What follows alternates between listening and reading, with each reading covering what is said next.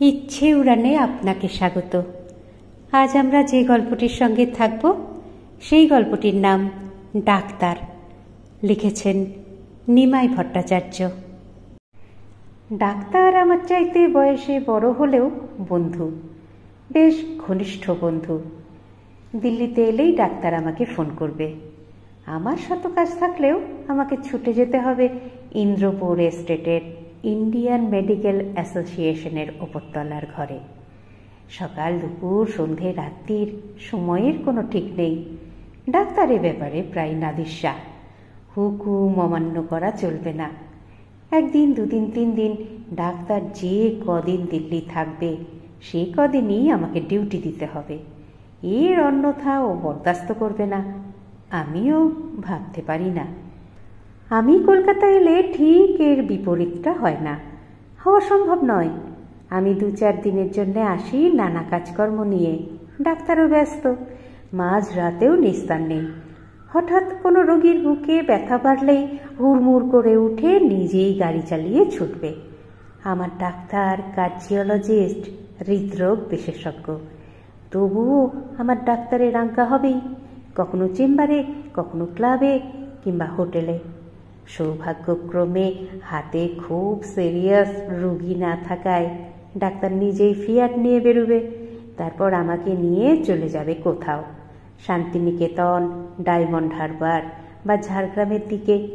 1-1.5 দিন প্রাণ ভরে নিয়ে আবার কলকাতায় ফিরে আসি। এই আড্ডার ব্যাপারে আমার আর ডাক্তারের মধ্যে এক অলিখিত চুক্তি আছে। আমি ওর কাছে অসুখ বিসুখের ব্যাপারে কিছু জানতে চাই না, আর ডাক্তার আমার সঙ্গে রাজনীতি নিয়ে আলোচনা করবে না। এছাড়া বিশ্ব সংসারের যাবতীয় সব সৎ ও অসৎ ব্যাপার নিয়ে আলোচনা হয় আমাদের। তবে ডাক্তারের প্রেমের কাহিনী শুনতেই আমার সবচাইতে ভালো লাগে। এ ব্যাপারে ডাক্তারের ঔদার্য সীমাহীন। ডাক্তার হাসতে হাসতে বলে, সেকালে ভালো ভালো কবি ছিলেন বলে অর্জুনের প্রেম কাহিনী নিয়ে কবিতা রচনা হয়েছে। একালে যদি তেমন ভালো কবি থাকতেন তাহলে আমাকে নিয়েও অমন অনেক কাব্য রচনা হতে পারত। আমি হাসি। ডাক্তার এক চুমুক হুইস্কি খেয়ে বলে, না না ভাই, হাসির কথা নয়। রবি ঠাকুর, শরৎচন্দ্র বেঁচে থাকলেই দেখতে আমাকে নিয়ে কত কি লেখা হয়েছে। সব যুগেই সব দেশের মানুষই প্রেম করেছে, ভবিষ্যতেও করবে। কিন্তু ভারতবর্ষে প্রেম করা যেন মহাপাপ। এ মহাপাপ সবাই করে, সবাই লুকোয়। ডাক্তার সত্যি ব্যতিক্রম। ভালো ছাত্র বলে ডাক্তারের খ্যাতি ছিল মেডিকেল কলেজে। এডিনবরা থেকে MRCP পাশ করেছে প্রায় অনায়াসে। তারপর এক অস্ট্রিয়ান যুবতীর মোহ ডাক্তারকে টেনে নিয়ে যায় ভিয়েনায়। কিছুদিন ওই সুন্দরীকে নিয়ে দানিউব খাল, অপেরা হাউস, নাইট ক্লাবে ঘোরাঘুরি করতেই ডাক্তার আরও একটা পরীক্ষা দেয়। আশ্চর্য ব্যাপার, পাশও করল। সেদিন ডাক্তার ওই মেয়েটিকে নিয়ে ইভে নেচেছিল সারা রাত। মেডিকেল কলেজে পড়ার সময়ও ডাক্তারের জীবনে একাধিক মেয়ে এসেছে। সহপাঠিনী নীলিমা, ফাইনাল ইয়ারের জয়া, নার্স কৃষ্ণা ছাড়াও কিছুকালের জন্য ডাক্তার মৈত্রশ্রীর সঙ্গেও বড় বেশি জড়িয়ে পড়েছিলেন। বিলেত থেকে ফিরে আসার কয়েক মাসের মধ্যেই ডাক্তার বিয়ে করে অপরূপাকে। অপরূপা সত্যিই অপরূপা, রূপে গুণে। অপরূপাকে বিয়ের পেছনেও একটু কাহিনী আছে। ডাক্তার সবে বিলেত থেকে ফিরেছে, বিশেষ কেউই চেনে না। কিছু পুরনো বন্ধু বান্ধব ছাড়া আর কেউ নাম জানে না। রুগী আসে কম, কল আসে আরও কম। তবে হ্যাঁ, রুগী এলে ডাক্তার জান প্রাণ লড়িয়ে দেয় তাকে সুস্থ করবার জন্যে। যে বাড়িতে কল পায় ডাক্তার সেখানে যায় বারবার রুগী দেখতে। টাকা? না না, ওই একবারই নেয়, বারবার নয়। ডাক্তারের এই আগ্রহ, সঠিক চিকিৎসা, হাসি খুশি মুখখানা আর অমায়িক ব্যবহার রুগীর বাড়ির সবাইকে মুগ্ধ করে, ডাক্তারের খ্যাতি ছড়ায়। রাত তখন 11টা, ডাক্তার শুয়েছে। হঠাৎ টেলিফোন পেয়েই ছুটল ল্যান্সডাউনে। মিস্টার চৌধুরীর অবস্থা সত্যি সংকটাপন্ন। ডাক্তার পরপর 2টো ইঞ্জেকশন দিয়ে বারবার হার্ট আর পালস দেখে। ঘণ্টাখানেক পরে আবার ইঞ্জেকশন। যুদ্ধ চলল সারা রাত। ভোরের দিকে ডাক্তার বাড়ির সবাইকে বললেন, মনে হয় এখন মিস্টার চৌধুরী ঘুমোবেন, এখন আমি যাচ্ছি, যদি দরকার হয় সঙ্গে সঙ্গে ফোন করবেন। ফি? না না, এখন কিছু দিতে হবে না, আগে উনি সুস্থ হয়ে উঠুন, তারপর ওর হাত থেকেই আমি আমার ফি নেব। ডাক্তারের কথা শুনে বাড়ির সবাই অবাক। এই ডাক্তার সত্যি বিচিত্র। রুগীদের চিন্তায় এর ঘুম হয় না, স্বস্তি পান না। যখন তখন রুগী দেখতে আসেন, প্রয়োজন মনে করলে বারবার আসেন, থাকেন ঘন্টার পর ঘন্টা, দিনে রাতে। তারপর একদিন মিস্টার চৌধুরী সম্পূর্ণ সুস্থ হলেন, নিজেই এলেন ডাক্তারের কাছে, বললেন, আপনি না হলে সত্যি আমি বাঁচতাম না, আপনার ঋণ কোনোদিনই শোধ করতে পারবো না, তবু বলুন কত দেব? ডাক্তার হেসে বললেন, না না, আপনাকে কিছু দিতে হবে না। তাই কি হয়? আপনি বলুন কি দেব? ডাক্তার মুখ নিচু করে একটু ভাবে। মিসেস চৌধুরী স্বামীর পাশেই ছিলেন। উনি বললেন, এতদিন আমাদের বাড়িতে যাতায়াত করে তো বুঝতে পেরেছেন আমরা অত্যন্ত সাধারণ মধ্যবিত্ত। আপনাকে যা দেওয়া উচিত তা দেবার ক্ষমতা আমাদের নেই, কিন্তু কিছু না দিলে তো আমরা শান্তি পাব না। ডাক্তার এবার হেসে বললেন, সত্যি কিছু দেবেন? ওরা স্বামী স্ত্রী প্রায় একসঙ্গে বললেন, নিশ্চয়ই। ডাক্তার দ্বিধা করে বললে, যদি বেশি কিছু চেয়ে ফেলি তাহলে? মিসেস চৌধুরী বললেন, আমরা জানি আপনি এমন কিছু চাইবেন না যা আমরা দিতে পারবো না। এবার ডাক্তার যেন একটু সাহস পায়, বলিষ্ঠ হয়, বলে, ইচ্ছা করলে আপনারা দিতে পারবেন, কিন্তু তা কি আমাকে দেবেন? স্বামী স্ত্রী এবারও একসঙ্গে বললেন, নিশ্চয়ই দেব। তাহলে অপরূপাকেই দিন। আনন্দে খুশিতে মিস্টার চৌধুরী দুহাত দিয়ে ডাক্তারকে টেনে নিয়ে বুকের মধ্যে জড়িয়ে ধরেই কেঁদে ফেললেন। কাঁদতে কাঁদতেই বললেন, তুমি যে আমার কি উপকার করলে বাবা, তা পরমেশ্বরই জানেন।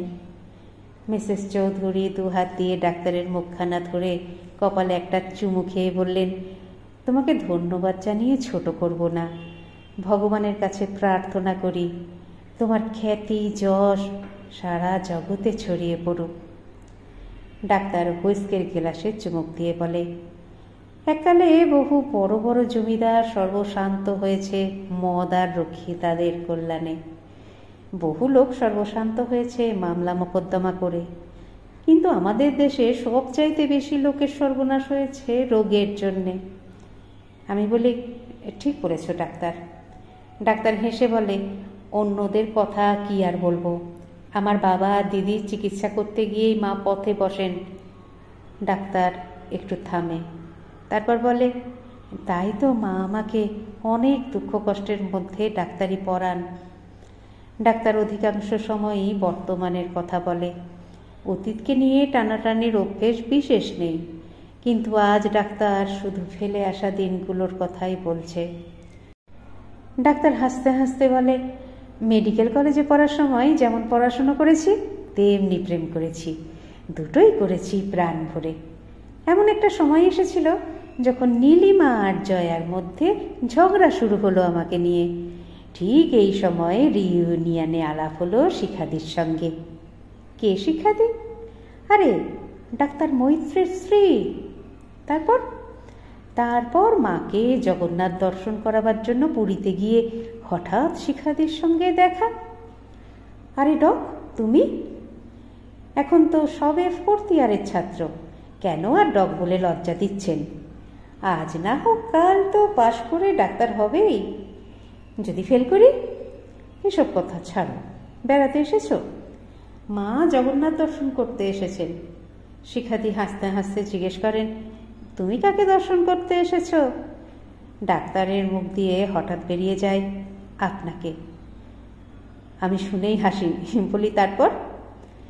ডাক্তারও হাসে, বলে, ডাক্তার মৈত্র ও ডাক্তার বন্ধুদের সঙ্গে বিয়ার খেতেন, ফ্লাস খেলতেন, আর আমি শিখাদিকে নিয়ে পুরীর সমুদ্রে স্নান করতাম। আর শিখাদি আমাকে আর মাকে নিয়ে কোণার্ক গেলেন। মা একটু দেখেই বসে রইলেন। আমি আর শিখাদি খুব ঘুরলাম। কলকাতা ফেরার 2 সপ্তাহ পর ডাক্তার মৈত্রের বাড়িতে ফোন করলাম। শিখাদি অভিমানের সুরে বললেন, তুমি তো অদ্ভুত ছেলে। কেন? এতদিন পরে তুমি ফোন করছো? কি করব বলুন, পড়াশুনো নিয়ে বড়ই ব্যস্ত ছিলাম, তাছাড়া হসপিটাল ডিউটি এমন পড়েছে যে। আচ্ছা থাক, অত লেকচার না দিয়ে চলে এসো। এখন? হ্যাঁ এখন। আপনার ওখানে যাতায়াত করতে করতেই তো আমার হসপিটাল ডিউটির সময় হয়ে যাবে। সময় না থাকে ট্যাক্সিতে করে চলে এসো। ট্যাক্সি? ট্যাক্সি চলার পয়সা কোথায়? আচ্ছা আচ্ছা, আমি ভাড়া দেব, তুমি চলে এসো। ডাক্তার আবার এক চুমুক হুইস্কি খায়, বলে, ভালো ছাত্র ভালো ডাক্তার বলে ডাক্তার মৈত্রের সঙ্গে শিখাদির বিয়ে দেন ওর বাবা। হসপিটাল আর প্রাইভেট প্র্যাকটিস করে ডাক্তার মৈত্র যেটুকু সময় পেতেন তা তাস খেলেই কাটিয়ে দিতেন। স্ত্রীর প্রতি কোনো কর্তব্য করার সময়ও ছিল না তার। আমি সিগারেট টানতে টানতে ডাক্তারের কথা শুনি। ডাক্তার আবার এক চুমুক হুইস্কি খায়, আবার বলে, শিখাদি অত্যন্ত প্রাণবন্ত ছিলেন, তাই এই স্বামীর পাল্লায় পড়ে তিনি সত্যিই পাগল হয়ে উঠেছিলেন। আমার সঙ্গে শিখাদির কোনো দৈহিক সম্পর্ক ছিল না, কিন্তু উনি আমাকে সত্যি ভালোবাসতেন। তাই নাকি? হ্যাঁ জার্নালিস্ট, শিখাদি আমাকে প্রাণ দিয়ে ভালোবাসতেন এবং ওরই তাগিদে আমি বামন হয়েও চাঁদে হাত দিতে সাহস করেছি। তার মানে শিখাদি অমন করে আমার পেছনে না লাগলে আমি সত্যি বিলেত যেতাম না। ডাক্তার একটু থেমে আমার দিকে তাকিয়ে একটু হাসে, তারপর বলে, আমার বিলেত যাবার জাহাজ ভাড়া শিখাদিই দিয়েছিলেন। আচ্ছা। হ্যাঁ জার্নালিস্ট, কিন্তু বিলেত থেকে ফিরে এসে আমি আর শিখাদিকে পেলাম না। কেন? শিখাদি আত্মহত্যা করেছিলেন। কেন? শিখাদি স্বামীর অবজ্ঞা অনেক সহ্য করেছিলেন, কিন্তু যখন শুনলেন অমন ভাবফোল স্বামীরও আর একটা সংসার আছে, তখন উনি সিদ্ধান্ত নিতে দেরি করেননি। সত্যি কি দুঃখের কথা। কলকাতার অনেক ডাক্তারের কাছে শিখাদির নামে অনেক কুৎসা নোংনামি শুনতে পাবেন। অনেকে বলে শিখাদি বছর 2 আমার সঙ্গেই সংসার করেছেন। এটা তো আমাদের জাতীয় চরিত্র। সে যাই হোক, শিখাদির কথা আমি কাউকে বলি না, কিন্তু তোমাকে বলছি, ওর জন্য আমি এমন একটা শূন্যতা বোধ করতাম যা তোমাকে বোঝাতে পারবো না। ঠিক বুঝতে না পারলেও আন্দাজ করতে পারি। ডাক্তার একটু হেসে বলে, অপরূপাকে প্রথম দিন দেখেই আমি চমকে উঠেছিলাম। কেন? অনেকটা শিখাদির মতো দেখতে। তাই নাকি? হ্যাঁ, তাই তো ওকে আমি বিয়ে করলাম। খুব ইন্টারেস্টিং তো। অপরূপাকে বিয়ে করার আরও একটা কারণ ছিল। কি? প্রথম দিন অপরূপার বাবাকে দেখতে গিয়েই বুঝলাম ওরা ধনী নয়। আরও 2-4 দিন যাবার পর বুঝলাম মিস্টার চৌধুরীর অসুখের খরচ চালাবার মতো অর্থের সংস্থান ওদের নেই। আমি ফি না নিলেও অন্য ব্যয় তো আছে, তা তো বটেই। তাই দেখলাম অপরূপাকে যদি বিয়ে করি তাহলে ওই পরিবারের অনেক উপকার হবে। শুনে আমার ভালো লাগে। বলি, ডাক্তার, তোমাকে কি আমি এমনি এমনি ভালোবাসি? ডাক্তার যেন আমার কথা শুনেও শোনে না, বলে, আমি অপরূপাকে ভরিয়ে দিয়েছি সব কিছু দিয়ে। ওর কোনো ইচ্ছাই আমি অপূর্ণ রাখিনি, কিন্তু ও আমাকে এমন দুঃখ দিয়েছে যে আজ আমি অপরূপার পাশে শুতেও ঘেন্না বোধ করি। কেন? অবাক হয়ে আমি প্রশ্ন করি। দুর্ঘটনাই বলতে পারো, কিন্তু এখন কলকাতার বাজারে আমার বেশ সুনাম। সঙ্গে সঙ্গে ডাক্তার হেসে বলে, চরিত্রের ব্যাপারে নয়, ডাক্তার হিসেবে। তারপরই ডাক্তার গম্ভীর হয়, বলে, কিন্তু লোকে তো চরম বিপদে পড়েই আমাকে ডাকে, সে তো 100 বার। তাই পেশেন্টদের বাড়ির অবস্থা খারাপ দেখলেই আমার বাবার অসুখের সময়ের কথা মনে পড়ে যায়। আমি কিছুতেই ওদের কাছ থেকে টাকা নিতে পারি না। আমি হেসে বলি, এই মন আছে বলেই তো তুমি এত বড় হয়েছ। ডাক্তার একটু ম্লান হাসি হেসে বলে, একটা ঘটনা শোনো। সেদিন শনিবার রাত তখন 9:30 হবে। চেম্বারের রুগী দেখা শেষ করে দুটো একটা পেশেন্টের কিছু রিপোর্ট দেখছিলাম। হঠাৎ এক বৃদ্ধ ভদ্রলোক হন্তদন্ত হয়ে ছুটে এলেন। চিনতে পারছো বাবা? চেহারা অনেক বদলে গেছে, কিন্তু তবু ডাক্তার চিনতে পারে। হ্যাঁ স্যার, চিনতে পারবো না কেন? না বাবা, সব ছাত্র তো চিনতে পারে না। তাছাড়া তুমি এখন বিরাট ডাক্তার। ও কথা বলবেন না স্যার, আপনাদের 5 জনের আশীর্বাদে কিছু শিখেছি মাত্র। বলুন স্যার, কি ব্যাপার? বাবা, পাড়ার ডাক্তার বললেন জামাইয়ের নাকি হার্ট অ্যাটাক হয়েছে। সে কি? হ্যাঁ বাবা। বৃদ্ধ কাঁদতে কাঁদতে বললেন, অন্য ডাক্তারের কাছে যাবার তো সাহস নেই, তাই তোমার কাছে ছুটে এলাম। তুমি যদি একটু দয়া। কি বলছেন আপনি? আমি এক্ষুনি যাচ্ছি। 2-1 মিনিটের মধ্যেই ডাক্তার মাস্টারমশাইয়ের সঙ্গে গাড়িতে রওনা হয়। গাড়ি মাস্টারমশাইয়ের বাড়ির সামনে থামতেই ডাক্তার ড্রাইভারকে বলে, তুমি বাড়ি গিয়ে খাওয়া দাওয়া করে এসো, আর অপরূপাকে বলে দিও আমি এখানে আছি। পেশেন্টের ঘরে পৌঁছবার সঙ্গে সঙ্গেই ডাক্তার যুদ্ধ শুরু করে। পাড়ার ডাক্তারবাবু ওকে সাহায্য করেন। 1 ঘণ্টা 3 পরে যুদ্ধের প্রথম পর্ব শেষ হয়। ডাক্তার এবার একটু হেসে মাস্টারমশাইয়ের মেয়েকে বলে, দিদি, এইবার 1 কাপ চা খাবো। এক্ষুনি দিচ্ছি ডাক্তারবাবু। ডাক্তারবাবু না, আমি তোমার দাদা। বাবার ছাত্র দাদাই হয়, তাই না? ডাক্তারের কথা শুনেই এই দুর্যোগের মধ্যেও আনন্দে মাস্টারমশাইয়ের মেয়ের চোখে জল আসে। চা খেতে খেতেই পাড়ার ডাক্তারবাবু কিছু নির্দেশ দেন। পাড়ার ডাক্তারবাবু চলে যাওয়ার পর ডাক্তার মাস্টারমশাইকে প্রেসক্রিপশন দিয়ে বলেন, শুধু 1 নম্বর ওষুধটা কিনবেন, আর সব ওষুধ আমার কাছে আছে। তারপর ডাক্তার মাস্টারমশাইয়ের মেয়েকে বলেন কখন কোন ওষুধ খাওয়াতে হবে। ডাক্তার যখন ও বাড়ি থেকে রওনা হয় তখন প্রায় রাত 1:30। মাস্টারমশাই ডাক্তারের হাতে কিছু টাকা গুঁজে দিতে যান। ডাক্তার সঙ্গে সঙ্গে হেসে বলেন, কি করছেন স্যার? ডাক্তার আর কথা বলতে পারে না, গাড়ি চালাতে শুরু করে। ভোর 4টে নাগাদ এক নার্সিং হোম থেকে ডাক্তার ঘোষ ফোন করেন ডাক্তারকে, তুমি একটু আসবে এক্ষুনি? আমার একটা পেশেন্টের ব্যাপারে তোমার ওপিনিয়ন। ডাক্তার একটু হেসে জানতে চায়, পুরুষ না মেয়ে পেশেন্ট? পুরুষ। শালা, মেয়ে পেশেন্ট হলে তো কখনো আমাকে কনসাল্ট করার কথা মনে পড়ে না। ডাক্তার ঘোষও হাসেন, বলেন, ওরে শালা, তুমি তো আমার বউয়ের মেডিকেল অ্যাডভাইজার। আচ্ছা, তাড়াতাড়ি এসো। হ্যাঁ হ্যাঁ, আসছি। ডাক্তার কয়েক মিনিটের মধ্যেই গ্যারেজ থেকে গাড়ি বের করে নিজেই চালিয়ে চলে যায়। 8 ঘন্টার মধ্যেই নার্সিংহোম থেকে ডাক্তার বেরিয়ে পড়ে। সোজা চলে যায় মাস্টারমশাইয়ের জামাইকে দেখতে। মাস্টারমশাইয়ের মেয়ে দরজা খুলে দিয়েই অবাক, আপনি এত ভোরে? ডাক্তার বলে, আগে বলুন আমার পেশেন্ট কেমন আছেন? এখনও ঘুমোচ্ছেন। ডাক্তার পেশেন্টকে দেখে, আবার ইসিজি করে, আরও কত কি। একটা ইঞ্জেকশন দেয় ডাক্তার, তারপর আবার ইসিজি, আবার ব্লাড প্রেশার দেখে। খুব মন দিয়ে নাড়িস্পন্দন পরীক্ষা করে বারবার।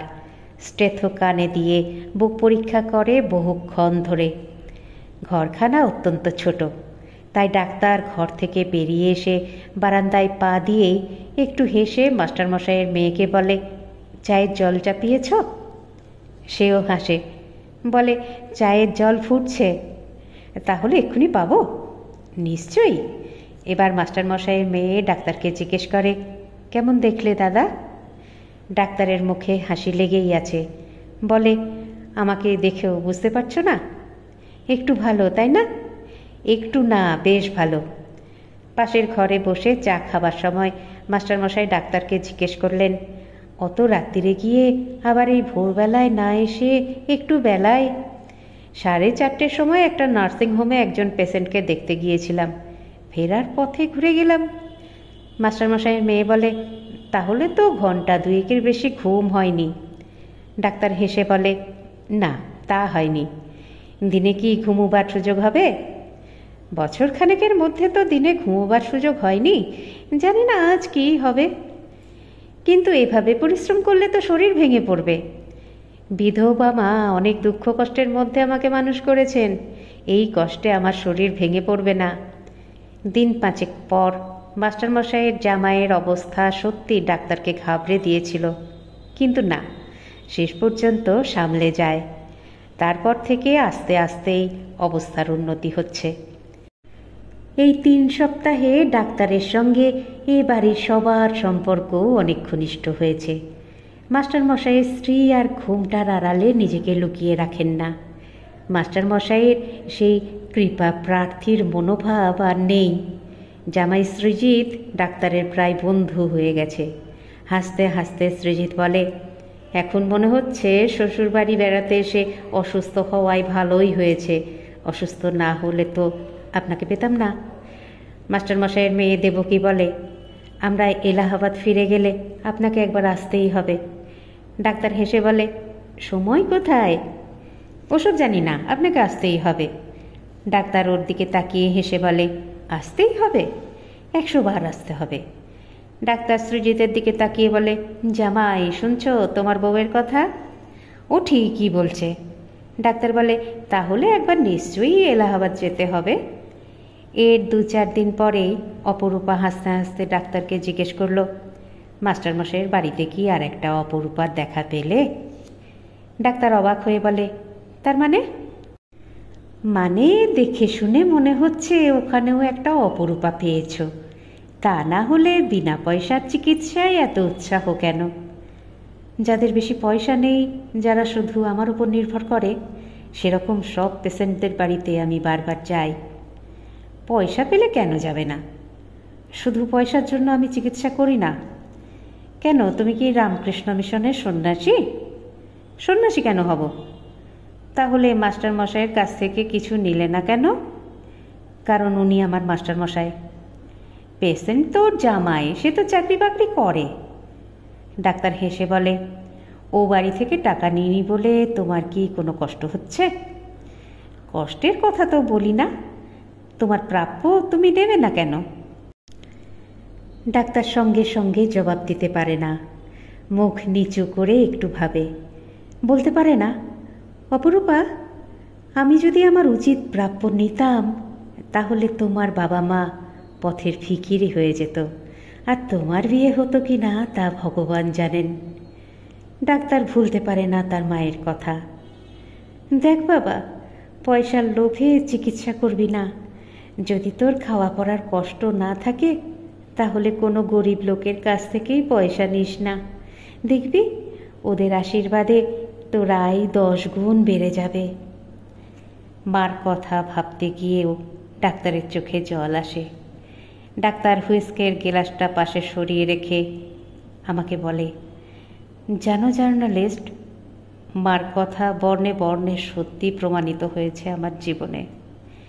একটা গরিব পেশেন্টকে টাকা ছেড়ে দিলে 10টা বড় লোকের বাড়ির পেশেন্ট হাতে আসে, তাই নাকি?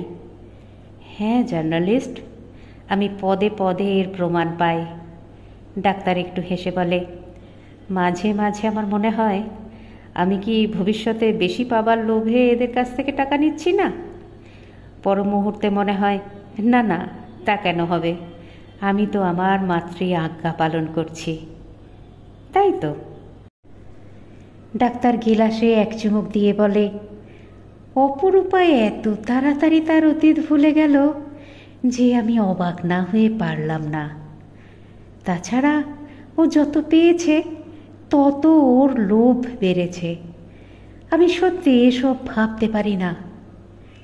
তুমি ওকে বোঝাবার চেষ্টা করেছ? বহুবার, বহুভাবে। ডাক্তারের গেলাস খালি হয়, আবার ভরে নেয়। বলে, স্বামী স্ত্রীর সম্পর্ক এমনই অদ্ভুত যে একজনের সব মহৎ ক্ষুদ্রতাই অন্যের কাছে ধরা পড়ে। তাই প্রতিদিন প্রতি পদক্ষেপে ওর এত ক্ষুদ্রতা, এত দৈন্য দেখি যে আমি আর ওকে ভালোবাসতে পারি না, বরং ঘেন্না করি। আমি আস্তে আস্তে ওর থেকে দূরে সরে যেতে যেতে আজ কতজনের মধ্যে নিজেকে বিলিয়ে দিয়েছি। এবার আমি একটু হেসে বলি, অনেকের কাছে নিজেকে বিলিয়ে দিয়েছ? হ্যাঁ, অনেকের কাছে। তারপর ডাক্তার একটু হেসে বলে, ছাত্র জীবনে অনেকের সঙ্গে প্রেম করেছি, কিন্তু চরিত্রহীন ছিলাম না। একবার নীলিমা আমাকে কি বলেছিল জানো? কি বলেছিল?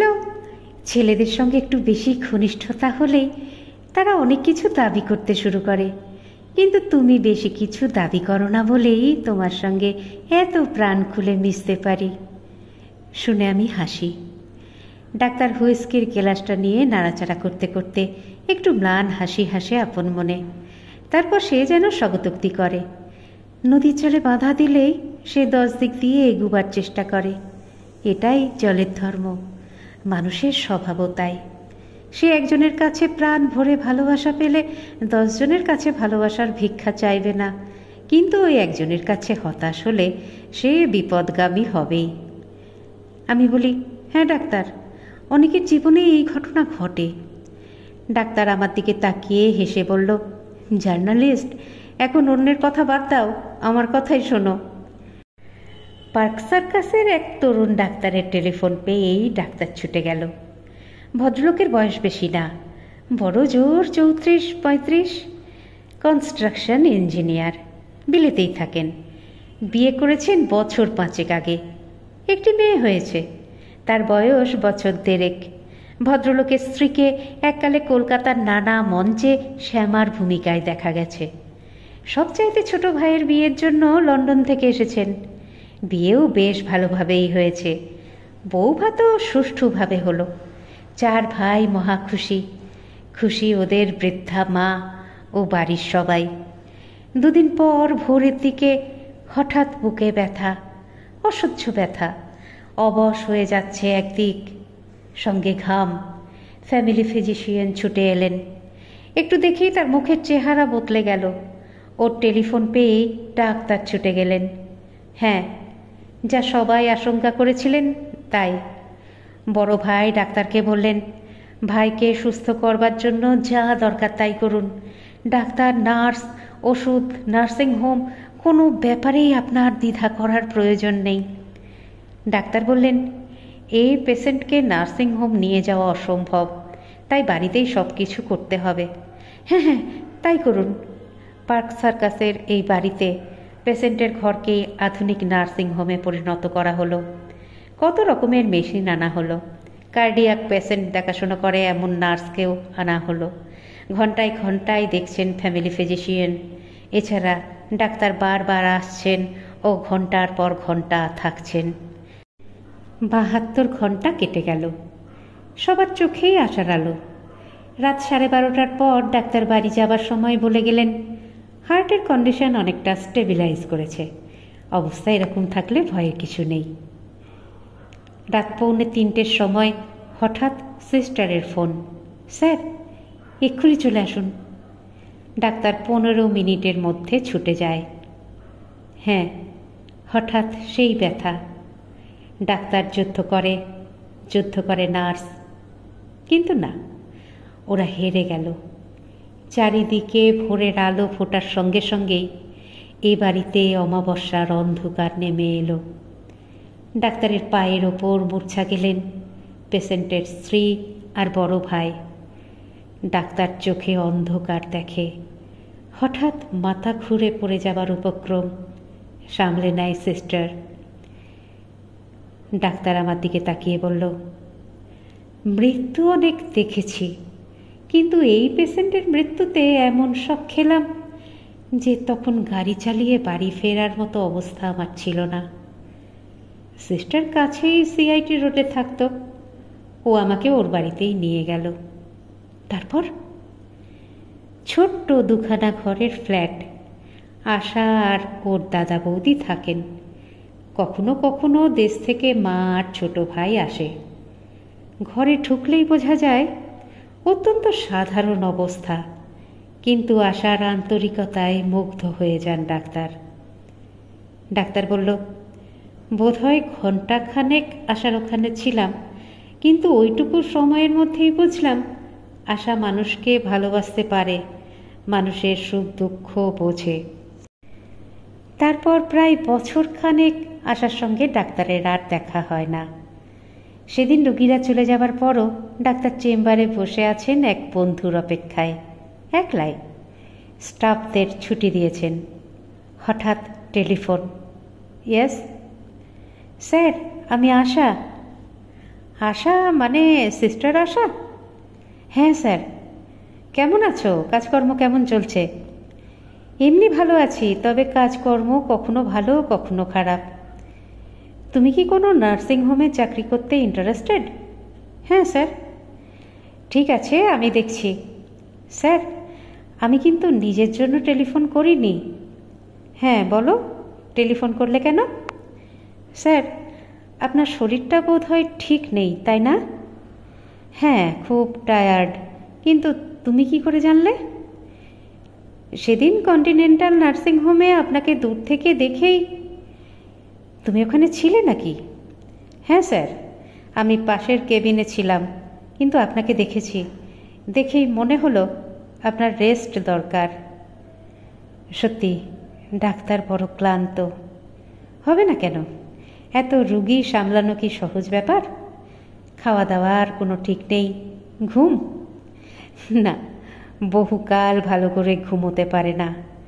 কিন্তু কেউ তো ডাক্তারকে বলেনি তুমি ক্লান্ত, তুমি বিশ্রাম নাও। মুগ্ধ ডাক্তার সঙ্গে সঙ্গে জবাব দিতে পারে না। কয়েক মুহূর্ত পরে বলে, ঠিক বলেছ আশা, আমার রেস্ট দরকার। অন্তত 10-15 দিনের জন্য কোথাও চলে যান স্যার। অতদিন বাইরে থাকা মুশকিল, কিন্তু 5-7 দিনের জন্য যেতে পারি। তবে একলা গেলে তো সারাদিন শুধু হুইস্কি খাবো। তুমি যাবে আমার সঙ্গে? আমি? আশা অবাক হয়ে প্রশ্ন করে। হ্যাঁ তুমি। আপনি সিরিয়াসলি বলছেন স্যার? হ্যাঁ আশা, আমি সিরিয়াসলি বলছি। তুমি কদিন দেখাশুনো করলে আমি সত্যি সুস্থ হব। আপনি যদি তাই মনে করেন তাহলে নিশ্চয়ই যাব স্যার। ডাক্তার আমার দিকে তাকিয়ে একটু ম্লান হাসি হেসে বললেন। আশাকে নিয়ে চলে গেলাম গোপালপুর অনসি। ওবেরয় পান বেচে আগে থেকেই একটা ঘর বুক করা ছিল। সত্যি বলছি জার্নালিস্ট, আমাকে আশা কত শ্রদ্ধা করে, ভালোবাসে, তা সেবার দেখে আমি মুগ্ধ হয়ে গেলাম। সেবা যত্নের কথা তো বাদই দিচ্ছি। আমি একটু হেসে বললাম, so you had a own nice time. 100 বার। মানসিক দৈহিক সব দিক থেকেই মহানন্দে ছিলাম। আশা এখনো কলকাতায় আছে? আমি হাসি চেপে প্রশ্ন করি। হ্যাঁ, এখনো মাঝে মাঝে গোপালপুরের সমুদ্রে দুজনে একসঙ্গে স্নান করো? বছরে একবার নিশ্চয়ই যাই। তাছাড়া 2-1 মাস অন্তর 2-1 দিনের জন্য কোথাও কোথাও আশাকে নিয়ে চলে যায়। তুমি কি আশাকে ভালোবাসো? নিশ্চয়ই ভালোবাসি। আর কাকে ভালোবাসো? অনেককেই আমি ভালোবাসি। অনেককে? হ্যাঁ, অনেককে। যারা আমাকে ভালোবাসে আমিও তাদের ভালোবাসি। আমি হেসে বলি, not a bad theory. Doctor আমার প্যাকেট থেকে একটা সিগারেট বের করে ধরায়। পরপর 2-3টে টান দেবার পর বলল, এই তো দিল্লি আসার পথে 2 দিন এলাহাবাদে কাটিয়ে এলাম। এলাহাবাদে? হ্যাঁ, দেবকী আছে না? কোন দেবকী? মাস্টারমশাইয়ের মেয়ে, যার স্বামীর। হ্যাঁ হ্যাঁ, মনে পড়েছে। তুমি তাহলে সত্যি এলাহাবাদ গেলে? গেলে মানে? দিল্লি আসা যাওয়ার পথে সব সময় এলাহাবাদ যাচ্ছি, না নেমে পারি না। তাই নাকি? হ্যাঁ। আমি হেসে জিজ্ঞেস করি, তোমার হৃৎপিণ্ডের একটা টুকরো কি ওখানে জমা রেখেছ? ইয়েস। Good good. তাহলে শোনো, আগে মনে পড়েনি, মনে পড়লে নিশ্চয়ই চিঠি লিখত। দেব কি? মেডিকেল অ্যাসোসিয়েশনের কাজে দিল্লি যাচ্ছি, মাঝপথে এলাহাবাদ। তাই ভাবছি নেমেই পড়ব 2-1 দিনের জন্য। তোমাদের দুজনের সঙ্গে আড্ডা দেবার লোভ কিছুতেই সামলাতে পারছি না। কিন্তু না, মনে পড়েনি। ডাক্তার এত ব্যস্ত থাকে যে অনেক কথাই মনে পড়ে না। রোগীদের চিন্তায় এত ব্যস্ত থাকে যে অন্য কোনো কিছুর চিন্তার অবকাশ পায় না। মনে পড়ল কালকা মেলে উঠে। ডাক্তার মনে মনে অনুশোচনা করে চিঠি না দেবার জন্যে। চিঠি না দিয়ে যাওয়া উচিত নয়, কিন্তু মনে মনে বড় ইচ্ছে করছে দেবকীর কাছে যেতে। কালকা মেলের বার্থে বসে হুইস্কি খেতে খেতে ডাক্তারের মনে পড়ে দেবকীর কথা। ডাক্তারদা। কি? ডাক্তার মুখ না ফিরিয়েই জানতে চায়। এই হরলিক্সটুকু খেয়ে নিন। ডাক্তার বিস্মিত হয়ে ওকে দেখে। ওর স্বামী জীবন মরণের মাঝে ভাসছে, কিন্তু তবু সে হরলিক্স এনেছে। দেবকীর মুখে হাসি নেই, কিন্তু সারা মুখে তার ঐকান্তিকতার ছাপ। বলল, এখন রাত প্রায় 1টা, কখন বাড়ি গিয়ে খাওয়া দাওয়া করবেন তার তো ঠিক নেই, এটুকু খেয়ে নিন। ডাক্তার একটু হেসে বলে, এই অবস্থার মধ্যেও তুমি আমার জন্য হরলিক্স তৈরি করলে? তাতে কি হলো, আপনার শরীরটাও তো দেখতে হবে। হুইস্কির গেলাসের দিকে তাকালেই যেন ডাক্তার দেবকীকে দেখতে পায়। কি অপূর্ব শান্ত স্নিগ্ধ মূর্তি! ওই মহা বিপর্যয়ের মধ্যেও সে অবিচলভাবে কর্তব্য পালন করেছে। বিপদের মধ্যেও সে মুচড়ে পড়েনি, আবার যেদিন সম্পূর্ণ সুস্থ হলো সেদিন আনন্দে ভেসেও যায়নি। ও যেন মাঝ গঙ্গায় আপন মনে ভাটিয়ালি গাইতে বিভোর। জোয়ার না ভাটা সেদিকে খেয়ালই নেই। জামাইয়ের ঘরে ডাক্তার ছাড়াও আরও অনেকে। হঠাৎ দেবকী এসে বললে, ডাক্তারদা একটু হাত ধুয়ে নিন। না না, এখন কিছু খাবো না। 2 মিনিট পরেই দেবকী ঘুরে এলো। সবার সামনে নির্বিবাদে বলল, শিগগির হাঁ করুন। ডাক্তার অবাক হয়ে হাসে। দেবকী ওই সুযোগেই ওর মুখের মধ্যে লুচি আলুর দম পুড়ে দেয়। এরকম আরও কত টুকরো ঘটনা ডাক্তারের মনে পড়ে। দেবকীর কথা ভাবতে ভাবতে এমন বিভোর হয়ে যায় যে হুইস্কির গেলাসের চুমুক দিতেও ভুলে যায়। তারপর হঠাৎ কালকা মেল খুব জোরে ব্রেক কষে থামতেই ডাক্তারের সম্বিত ফিরে আসে। ডাক্তার গেলাসের হুইস্কি শেষ করে আবার ভরে নেয়। আবার ভাবে দেবকীর কথা, জামাইয়ের কথা। খবর না দিয়ে গেলেও কোনো অসুবিধে নেই। ডাক্তারকে কাছে পেলে ওরা দুজনেই খুশি হবে, দারুণ খুশি হবে। 5 পেগ হুইস্কি পেটে যাবার পর ডাক্তার ঠিক করল এলাহাবাদে নামতেই হবে। কালকা মেল আধ ঘন্টা দেরিতে এলাহাবাদ পৌঁছল। ঠিক মহল্লায় পৌঁছে যেতে বেশি সময় লাগলো না, কিন্তু বাড়িটা খুঁজতে খুঁজতে একটু সময় লাগলো। ডাক্তার পৌঁছবার আগেই জামাই অফিস চলে গেছে। দরজা খুলেই ডাক্তারকে দেখে দেবকী আনন্দে খুশিতে চিৎকার করে উঠল, ডাক্তারদা! দেবকী ওর হাত ধরে টানতে টানতে ঘরের মধ্যে নিয়েই ঢিপ করে একটা প্রণাম করল। ডাক্তার 2 হাত দিয়ে ওকে জড়িয়ে ধরে বলল, খবর না দিয়ে এসে অন্যায় করলাম কি? দেবকী ডাক্তারের বুকের ওপর মুখখানা রেখে বললে, এমন অন্যায় রোজ করতে পারেন না? রোজ? হ্যাঁ রোজ, রোজ আপনার কথা ভাবি। কাল সারা রাত আমিও তোমার কথা ভেবেছি, আর গেলাসের পর গেলাস হুইস্কি খেয়েছি। তাই কি কাল সারা রাত্রে আমিও ঘুমোতে পারিনি? কাল রাত্রিরে বুঝি তোমার ঘুম আসছিল না? ডাক্তার আলতো করে হাত দিয়ে দেবকীর মুখখানা তুলে ধরে জিজ্ঞেস করে, ঘুমিয়েছি, কিন্তু একেবারে ভোর রাত্রে। তাই নাকি? হ্যাঁ। জামাই কিছু বলল না? ও জানে না। তাহলে সত্যি তুমি আমাকে ভালোবাসো? নিশ্চয়ই ভালোবাসি, প্রাণ দিয়ে ভালোবাসি। ডাক্তার ওর কানের কাছে মুখ নিয়ে খুব চাপা গলায় বলল, আমিও তোমাকে ভালোবাসি। জানি। সত্যি জানো? হ্যাঁ জানি। কি করে জানলে? পরে বলবো, এখন বসুন, চা করি। ডাক্তার সঙ্গে সঙ্গে বাহু বন্ধন থেকে দেবকীকে মুক্তি দিয়ে বলে, হ্যাঁ চা করো, কতদিন তোমার হাতের চা খায় না। ডাক্তার কোট খোলে, টাই খোলে, জামার বোতামগুলো খুলে পাখার তলায় বসে। দেবকী চা আনে, পাশে বসে, বলে, সত্যি আমি ভাবতে পারছি না আপনি এসেছেন। কেন? মনে হচ্ছে আমি যেন স্বপ্ন দেখছি। কাল দুপুরেও আমি জানতাম না আজ দুপুরে তোমাকে কাছে পাবো। কেন, আগের থেকে ঠিক করেননি? না, ট্রেনে উঠে হুইস্কি খেতে খেতে ঠিক করলাম দেবকীর কাছে যাব। খুব ভালো করেছেন। চা খেতে খেতে দেবকী বলে, আপনি স্নান করুন, আমি চটপট কাজ সেরে নিই, তারপর সারা দুপুর বসে গল্প করব। তোমার আবার কি কাজ? একটু রান্না করব। কেন, তোমার রান্না হয়নি? হয়েছে, একটু বাকি। না না, তোমাকে আর কিছু করতে হবে না, যা আছে তাই দুজনে ভাগ করে খেয়ে নেব। না ডাক্তারদা, তা হয় না। ডাক্তার দেবকীর কাঁধে হাত রেখে বলেন, তাই হবে। তারপর একটু থেমে বলেন, তুমি যা দেবে তাতেই আমার পেট ভরবে।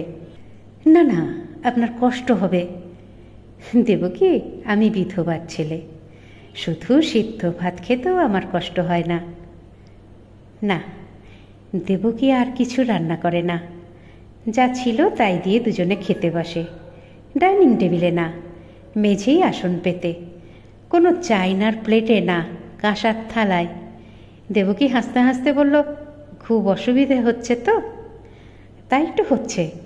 মা মরে যাবার পর কেউ তো এমন আন্তরিকভাবে যত্ন করে খাওয়ায়নি, তাই অভ্যেসটা নষ্ট হয়ে গেছে।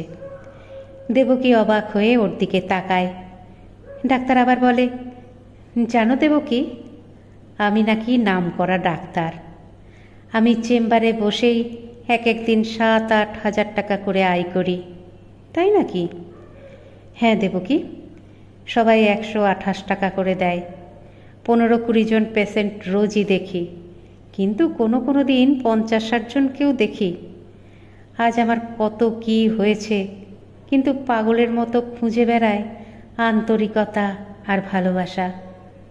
তারপর ডাক্তার একটু হেসে বলে, ওই দুটোর লোভেই তোমার কাছে চলে এলাম। দেবকী মুখ নিচু করে বলে, ও দুটোর কোনো অভাব কোনো দিন এখানে হবে না। কোনো দিন হবে না? না, কোনো দিন হবে না। ডাক্তার খেতে খেতেই দেবকীকে একবার চুমু খায়। খেয়ে উঠেই ডাক্তার শুয়ে পড়ে। দেবকী ওর পাশে বসে গল্প করে। জানেন ডাক্তারদা, আপনাদের জামাই যেদিন অসুস্থ হয় সেদিন বাবা খুব ভয়ে ভয়ে আপনার কাছে গিয়েছিলেন। কেন? বাবা আপনাকে স্কুলের নিচু ক্লাসে পড়াতেন। দীর্ঘকাল আপনার সঙ্গে বাবার যোগাযোগ হয়নি। ইতিমধ্যে আপনি বিখ্যাত ডাক্তার হয়েছেন, তার জন্য ভয়ের কি আছে? ভয় ছিল টাকা কড়ির ব্যাপারে। টাকা ব্যয় করে জামাইয়ের চিকিৎসা করাবার ক্ষমতা বাবার ছিল না, তাই। দেবকী কথাটা শেষ করে না। ডাক্তার জিজ্ঞেস করে, তাই কি? তাই আপনি যখন টাকা নিলেন না তখন আনন্দে বাবা কেঁদে ফেলেছিলেন। আবার যখন ওষুধপত্র দিলেন তখন বাবার গর্ব দেখে কে? ডাক্তার হাসে। দেবকী আবার বলে, সত্যি, আপনি ওইভাবে চিকিৎসা না করলে ওকে আমরা বাঁচাতে পারতাম না। ডাক্তার দেবকীর হাতখানা নিয়ে খেলা করতে করতে বলে, না দেবকী, ঠিক বললে না। টাকা ব্যয় করলে কি রুগীকে বাঁচানো যায়? এবার ডাক্তার একটু হেসে বলে, একটা কথা তোমাকে বলছি, কিন্তু কাউকে বলো না। না না, বলবো না। মাস্টারমশাইয়ের জন্যই তোমাদের বাড়িতে যাই, কিন্তু জামাইয়ের জন্য যথাসাধ্য চেষ্টা করেছি শুধু তোমার জন্যে। আমার জন্য? 100 বার তোমার জন্য। কেন, আমি কি করলাম? সেদিন তোমাকে দেখেই মনে হয়েছিল, আহা, এই মেয়েটা যদি আমাকে একটু ভালোবাসতো তাহলে আমার জীবন ধন্য হতো। কি বলছেন আপনি? হ্যাঁ দেবকী, সত্যি কথাই বলছি। তোমাকে খুশি করার জন্য মিথ্যে বলছি না, এবং বিশ্বাস করো, কোনো দিন আমি তোমাকে মিথ্যে কথা বলতে পারবো না। দেবকী মুখে কোনো কথা বলে না, বলতে পারে না, শুধু মুগ্ধ দৃষ্টিতে ডাক্তারের দিকে তাকিয়ে থাকে। ডাক্তার বলে, সেদিন তোমাকে দেখেই মনে মনে প্রতিজ্ঞা করেছিলাম আমি প্রাণপণে চেষ্টা করব যাতে দেবকী দুঃখ না পায়। ভগবান আমার মুখ রক্ষা করেছেন। ডাক্তার একটু থেমে বলে, তবে 2-4 দিন পরে জামাইয়েরও প্রেমে পড়ে গেলাম। ভারী সুন্দর ছেলে। দেবকী বলে, আপনাকে যে ও কী চোখে দেখে তা বলে বোঝাতে পারবো না। তা আমি জানি, বুঝি। দেবকী একটু কাত হয়ে বসে ডাক্তারের মাথায় হাত দিতে দিতে বলে, রাত্রে তো ঘুমোননি, এখন একটু ঘুমিয়ে নিন। না না, ঘুমোবো না। কেন, ঘুম পাচ্ছে না? ঘুমালেই তো তুমি চলে যাবে। না না, আমি চলে যাব না, আপনি ঘুমোন, আমি আপনার পাশেই থাকব।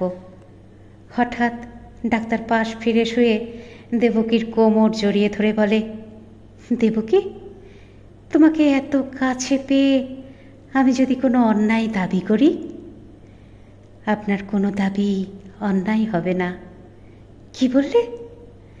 বললাম তো, আপনার যা ইচ্ছে দাবি করতে পারেন, আপনার কোনো দাবিকেই আমি অন্যায় মনে করব না। আনন্দে উত্তেজনায় ডাক্তার উঠে বসে দুহাত দিয়ে দেবকীকে জড়িয়ে ধরে বলে, সত্যি অন্যায় মনে করবে না? না, কখনোই না। আমার চরম দুর্বলতা দেখেও রাগ করবে না? না ডাক্তারদা, আমি কোনোদিনই আপনার ওপর রাগ করব না। ডাক্তার দেবকীকে নিয়ে আনন্দে উন্মাদ হয়ে যায়। দুজনে মুগ্ধ হয়ে দুজনকে দেখে। দুজনের মুখেই আত্মতৃপ্তি মাখা খুশির হাসি।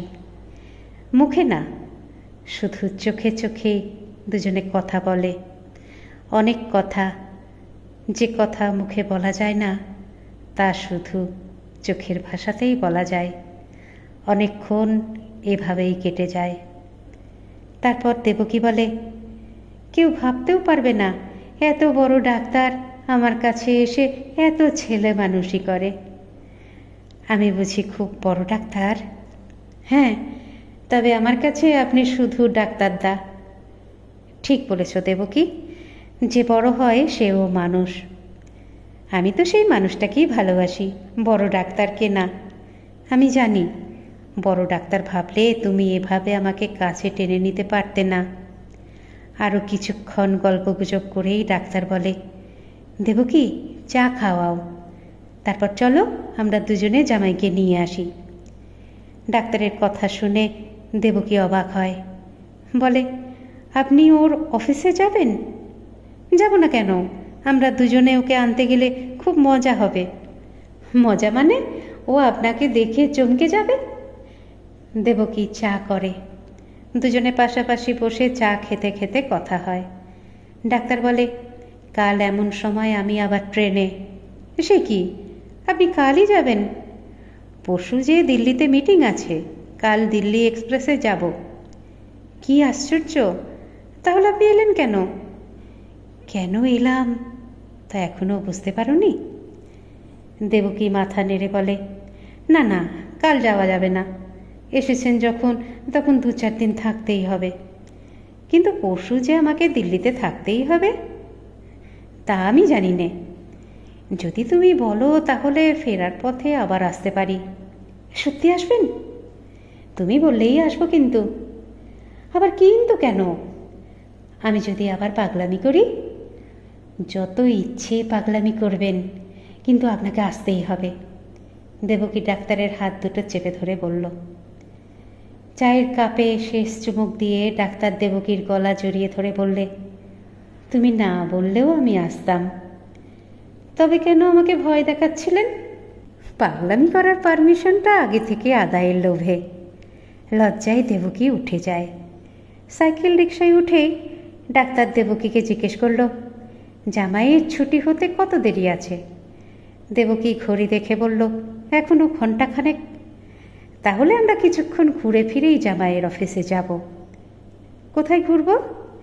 এমনি রাস্তায় রাস্তায় ঘুরব। হেঁটে হেঁটে?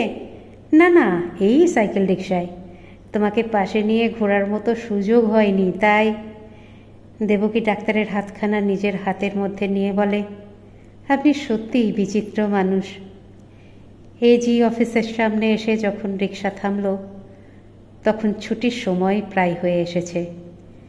দেবকী বলল, আমরা এখানেই অপেক্ষা করি, ও এক্ষুনি বেরোবে। হ্যাঁ, জামাই একটু পরেই বেরোলো। ডাক্তারকে দেখেই আনন্দে আত্মহারা হয়ে গেল। তারপর বাড়ি এসে কত হাসি, কত গল্প। ডাক্তার মাঝখানে বসে দুহাত দিয়ে দুজনকে জড়িয়ে ধরে বলে, আমার অনেক দোষ ত্রুটি আছে কিন্তু ভাই, আমি তোমাদের দুজনকে সত্যি ভালোবাসি, তোমরা আমাকে দূরে সরিয়ে দিও না। জামাই বলে, ডাক্তারদা, জানি আপনি অনেক বড়, কিন্তু তবু আপনাকে আমাদেরই একজন মনে করি।